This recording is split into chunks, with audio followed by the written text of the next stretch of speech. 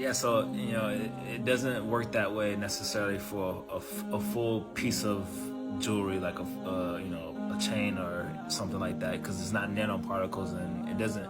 Nanoparticles don't necessarily on metal doesn't function in that way, where like nanoparticles of the metal that you're wearing is like falling off or coming off and going into the pores of the skin or nothing like that. It doesn't work that way.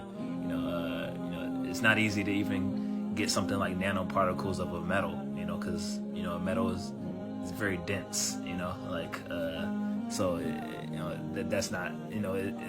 It may sound logical, but it's if you know the science of metals, it's not as logical as you think it might be. So yeah, it doesn't work that way. So again, there is some interesting evidence about how obviously gold is toxic, can be toxic to the body, but that pretty much applies to all metals, and silver especially. Actually, there's more research on both silver and iron being more toxic to the body than any other metal, right? And and relating it to the hadith, if that was the reason why also then he strictly and specifically prohibit silver, because silver has actually been found to be much more toxic even compared to the gold.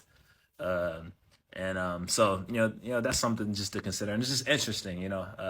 Subhanallah, this is all interesting stuff. Like, there's definitely a reason why, but again, we don't know why. And it is interesting to speculate and try to figure out and learn things about why this is interesting, and this is a part of the learning, gaining understanding process, right? This is, promoted, to ask questions and continue to try to understand and figure out maybe and all this stuff, like, and it's fun, it's cool. And yeah, it gives you context, too. But yeah, again, let's not confound the truth. Let's not act like we know something if we don't know something. Let's not call something haram if we're not sure that it's prohibited by Prophet Muhammad, peace be upon him, or any of our prophets, peace be upon all of them, or directly from Allah subhanahu wa ta'ala in the Quran. So Quran and Sunnah pretty much for the most part.